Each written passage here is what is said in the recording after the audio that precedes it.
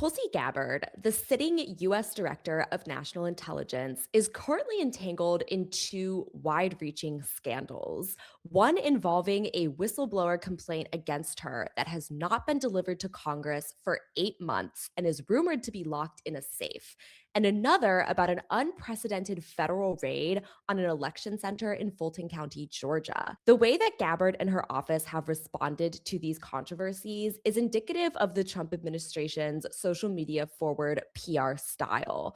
But the real question is not whether we're convinced, it's whether she'll actually be held accountable. Tulsi Gabbard currently occupies a major position in Trump's administration regarding national intelligence and security, which is ironic considering that for years, Democrats have accused her of being a Russian asset. I always recall back in 2019, in advance of the 2020 presidential election, that Hillary Clinton said the Russians were grooming an asset who was a presidential candidate at the time, insinuating that it was Tulsi Gabbard. CNN reported on these comments back then, saying that they appeared to be directed at Hawaii Representative Tulsi Gabbard, who had been accused of being cozy with Russia in the past. And what Hillary Clinton said is, I'm not making any predictions, but I think they've got their eye on somebody who is currently in the Democratic primary and are grooming her to be the third party candidate. She's the favorite of the Russians. Hillary Clinton also said they have a bunch of sites and bots and other ways of supporting her so far. Tulsi Gabbard was unsuccessful in that original campaign for president, and she was a Democrat at the time, but later she was selected by Donald Trump to be a part of his Republican administration. And not just any member of his administration, but a member specifically tasked with enormous power regarding national intelligence. Here's what Representative Debbie Wasserman Schultz said about that at the time. Of course, out there, I want to ask you about former Hawaii Democratic Congresswoman Tulsi Gabbard to be Director of National Intelligence. You have a history with the former Congresswoman. What do you think of her being tapped to be Director of National Intelligence?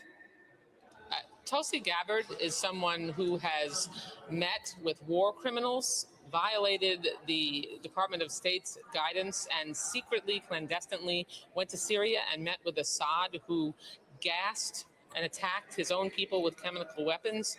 She's considered to be essentially, by most assessments, a Russian asset, and would be the most. Is that how you dangerous... consider her? Is that what you consider her? Oh, yes. There's no question. I consider her someone who is likely a Russian asset, who would be as the DNI responsible for managing our entire intelligence community, hold all of our most significant intelligence information and secrets, and essentially would be a direct line to our enemies.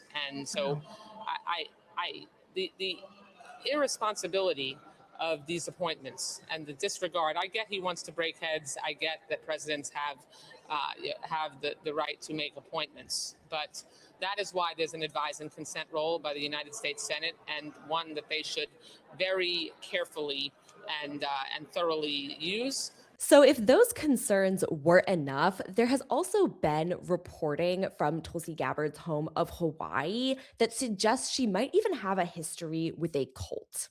So the Honolulu Civil Beat published this article in December 2024, and within it, a former member of a secretive Hawaii religious sect is warning members of Congress about the potential dangers of confirming Tulsi Gabbard, given her relationship to this group. So this individual says she spent 15 years inside what's called the Science of Identity Foundation, which is a fringe offshoot of Hare Krishna formed in the 1970s and has been described by defectors as a cult. This woman sent letters to various Democratic lawmakers detailing Tulsi Gabbard's deep ties to the organization and its reclusive founder, Chris Butler, who still resides in a multi-million-dollar beachfront home in Hawaii. So there were tons of legitimate and highly concerning reasons why Democrats opposed Tulsi Gabbard occupying this position, but nonetheless, she was confirmed and she is in that position today. And now, massive scandals have erupted because of it. A few days ago, the Wall Street Journal broke this exclusive story about a classified whistleblower complaint about Tulsi Gabbard that has totally been stalled within her agency. These complaints are supposed to go to Congress for investigation, but this one was filed over 8 months ago and is believed to be locked in a safe. MSNBC aggregated the Wall Street Journal's reporting, excerpting, the filing of the complaint has prompted a continuing behind the scenes struggle about how to assess and handle it, with the whistleblower's lawyer accusing Gabbard of stonewalling the complaint. Gabbard's office rejects that characterization, contending it is navigating a unique set of circumstances and is working to resolve the issue. But the Wall Street Journal continues, this is like a cloak and dagger mystery story. The complaint is said to be locked in a safe, and it also implicates another federal agency beyond Tulsi Gabbard's, raising potential claims of executive privilege that may involve the White House. A likely story for the Trump administration. Now, Trump's administration loves to use the platform X, formerly Twitter, to basically direct all of its PR spin on stories like this. And this time is no different. Tulsi Gabbard's office put out this thread using emojis, using language that is commonly found in Stan communities. But what they're saying here does not answer questions. It actually raises more of them. So in their thread, they're saying, let's debunk the Wall Street Journal's latest exclusive. They're saying that the inspector general determined the allegations weren't credible, that coordination with Congress about the whistleblower complaint is already underway, and that Tulsi Gabbard immediately followed the law. The thread then goes on to sort of smear the whistleblower's lawyer, claiming that he's not a neutral actor and he's a partisan advocate with a documented history of advancing complaints against Trump-era officials.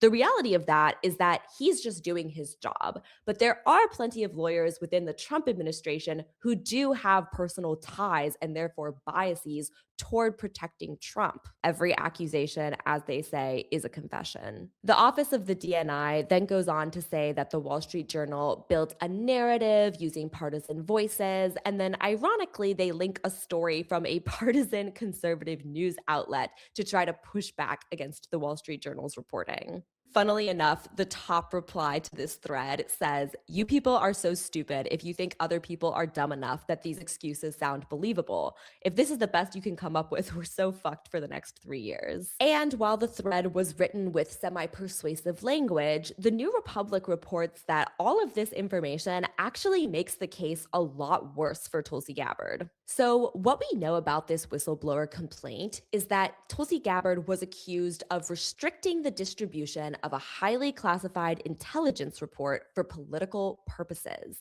Also saying that the inspector general for the intelligence community had failed to report a potential crime to the DOJ, also for political reasons. Tulsi Gabbard's office's thread on X includes this February 2nd letter from the inspector general for the intelligence community that it says backs up their narrative. However, the New Republic writes, the letter doesn't actually exonerate Gabbard or her office.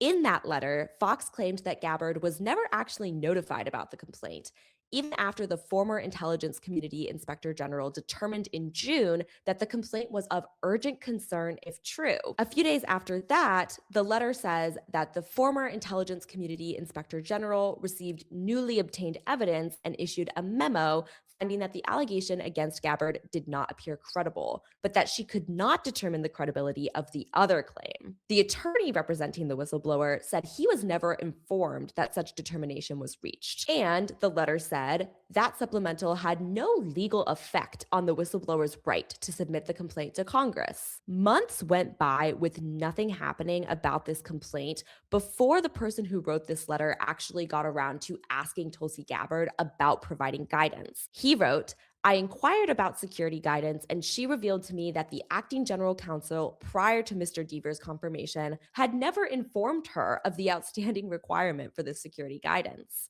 All of this said, the Senate Select Committee on Intelligence says they have yet to receive this complaint still. So the letter actually suggests that the spokesperson for the office lied in a statement when she claimed that that complaint is already with the committees for review. This is a very dense timeline of events regarding this whistleblower complaint and what happened with it. But the bottom line is that the complaint has still not reached the congressional committee that it needs to go to, which means that the information within that complaint has yet to be subjected to the scrutiny that it deserves. And Gabbard's office has attempted to smear the Wall Street Journal and other involved parties instead of actually doing their job as required by the law. Now, this is a pretty explosive scandal on its own, but it's not even the only scandal that Tulsi Gabbard has been involved in this week. The New York Times reported simultaneously that the FBI conducted an unprecedented raid on an election center in Fulton County, Georgia, related to the 2020 election, which Trump still falsely claims was stolen. He's trying to find evidence for this made up conspiracy theory so that he can punish people for these false claims. And Tulsi Gabbard appears to be helping him do that on a personal level. The New York Times reports behind closed doors, Tulsi Gabbard met with some of the same FBI agents, members of the Bureau's field office in Atlanta, which is conducting the election inquiry. They could not say why Tulsi Gabbard, who also appeared on site at the search, was there, but her continued presence has raised eyebrows given that her role overseeing the nation's intelligence agencies does not include on site involvement in criminal investigative work. Then things got even more strange. During that meeting, Tulsi Gabbard used her cell phone to call Trump directly. He didn't pick up, but then he called back shortly afterwards and addressed the FBI agents on speakerphone, asking them questions as well as praising and thanking them for their work on the inquiry. The Times further reports that Trump personally ordered Gabbard to go to Atlanta for the search. This obviously raises a lot of questions. It's a massive escalation of Trump's personal involvement in the federal government, and it's a major departure from what has happened in the past. The Times quotes a former senior Justice Department official who served under both Republican and Democratic administrations. And this is what he had to say. He said, "It is extremely dangerous to our democracy and a shocking abandonment of years of sound policy for the president to be directly involved in the conduct of domestic criminal investigations, especially one that seeks to redress his personal grievances and to make the director of national intelligence an instrument of his political will. It's now more clear than ever that the independence of the Department of Justice and the FBI is completely compromised, and they are essentially under the direction and control of the White House." At the World Economic Forum just a few weeks ago, Trump said that people will be prosecuted for stealing the 2020 election, which again did not happen. And a clear conflict of interest between Trump and the DOJ was already established when he appointed his personal lawyer to serve as the Deputy Attorney General. Todd Blanche himself even said, "I don't know why Tulsi Gabbard was there in Georgia." He went on to say, "She is not part of the grand jury investigation, but she is for sure a key part of our efforts at election integrity and making sure we have free and fair elections. She's an expert in that space, and it's a big part of what she and her team look at every day." In recent weeks, Trump has yet again attempted to sow doubt into the 2020 election results, even after these results have been repeatedly cleared by independent investigators. There was no election fraud in 2020 that altered the course of who won, but there is a clear reason why Trump would want us to think that there is. He is seeking further ways to entrench his power and take control over future elections, which is highly concerning on many, many, many fronts. It threatens the very foundation of our democracy and who is in charge of our country. And it's no surprise that Tulsi Gabbard would play a key role here, considering that for years, she has already been said to have been corrupted by outside influences. That goes back to that alleged cult in Hawaii, her alleged connection to Russia, and now these hidden whistleblower complaints and these bizarre, unprecedented raids in Georgia. But the question is not just whether Congress or the American people trust and believe Tulsi Gabbard and Donald Trump. The question really is anyone going to do anything about this before it's too late?